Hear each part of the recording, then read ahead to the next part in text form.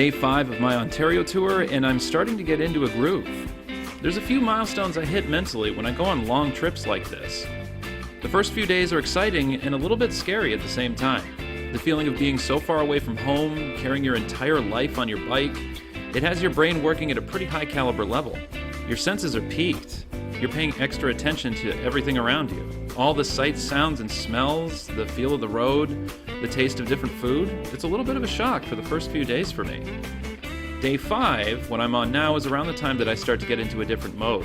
The jitters I get from being in exciting new places start to wear off, and I start putting extra energy into ambition. I'll start to plan more on the road. When those jitters wear off, I don't feel as overwhelmed by everything new, but that doesn't stop the trip from being as exciting. Far from it. I spent the night in Minnesota's North Woods and 3 nights in Kakabeka Falls. After setting up and packing up my camping gear twice now, I start to feel a little more flexible, more mobile. Once I hit the second week milestone though, which I'll eventually do, I turn into a completely different person.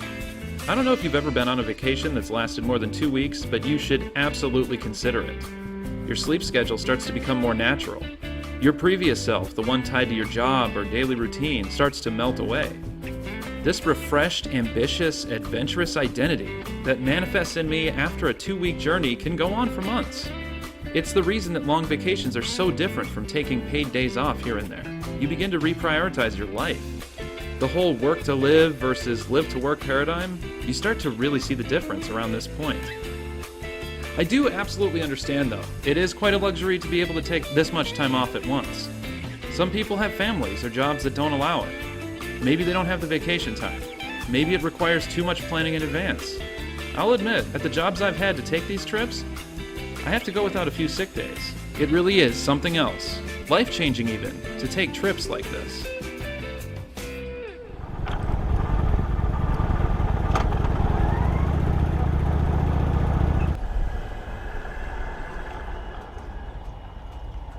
I'm in Nipigon, Ontario. It's my first time actually getting out into the country in Canada, other than I guess the little hop I took from the US border up to Thunder Bay.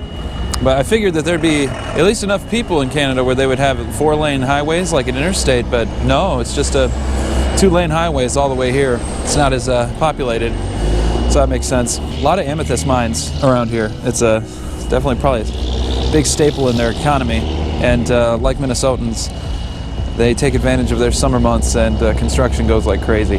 So stop to get gas, and yeah, it's a blue sky day, day 5, and I'm finally getting blue skies. There was going to be rain if I didn't leave by 9:30, and to tell you the truth, 9:30 the sun is straight up in the sky. I have to like cover my face when I'm trying to sleep at like 6 in the morning. Husky is the gas station that I prefer to use. It always has the high octane. But yeah, just take a little break to stretch my legs and then I'll hit the road again. And then the next time I stop for gas, which will probably be one of the smaller towns on the northern coast of Superior, I'll fill up again and then get some lunch. So probably around like 1 or 2. Speaking of milestones, I'm hitting another one today. This is the farthest north I've ever driven from home. The reason I say from home is because, and this is kind of cheating, I've driven in Ireland before, which is much farther north than where we live in North America. I'm crossing over the Nipigon River Bridge, which at this time was just being completed. It crosses over the Nipigon River, which is fed by Lake Nipigon, a large body of water to the north. I sometimes wonder why this isn't deemed a Great Lake, but I just looked at how big it is by volume, and it has about half the water as the smallest Great Lake, Lake Erie. Lake Nipigon used to be a part of the drainage path of the long-lost, extinct, ancient Ice Age Great Lake, Lake Agassiz. We talked about Lake Agassiz back on episode 75 in North Dakota.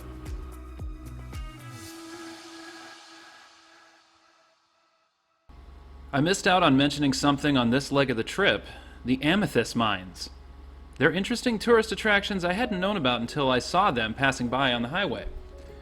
The northwest coast of Lake Superior has a series of mines where folks can come and buy beautiful purple crystals of amethyst, which are known as semi-precious stones.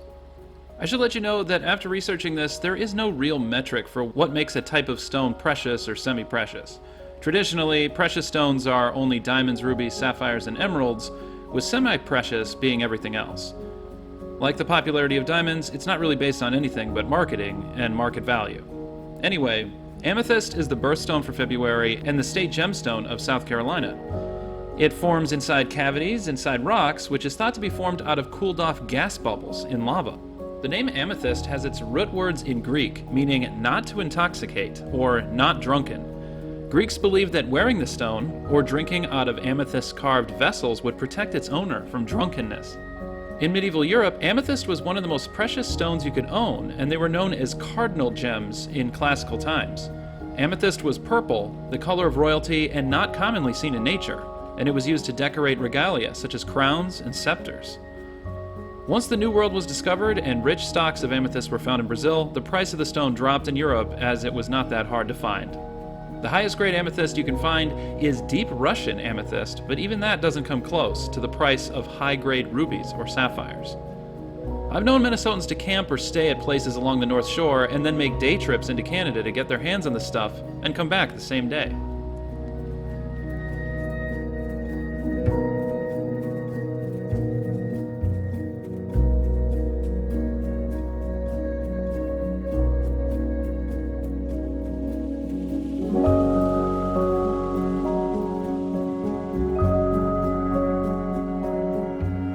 The North Shore of Lake Superior is kind of what I'd researched it would be.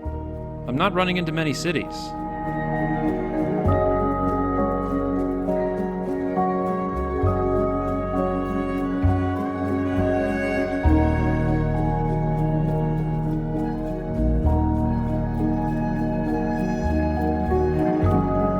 The dense pine woodlands flank the chilly crystal blue waters of Lake Superior to my south as I ride along the Trans-Canada Highway that cuts through the forest.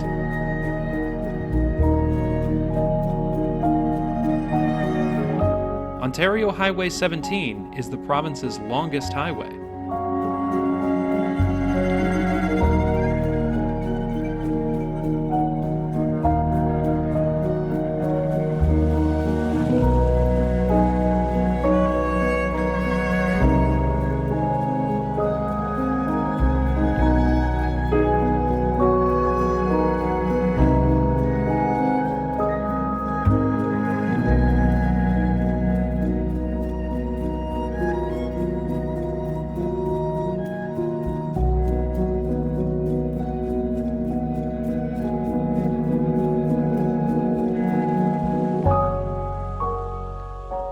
As the sun reaches its highest point, I'll take a road closer to the shore that leads me to the small fishing community of Rossport.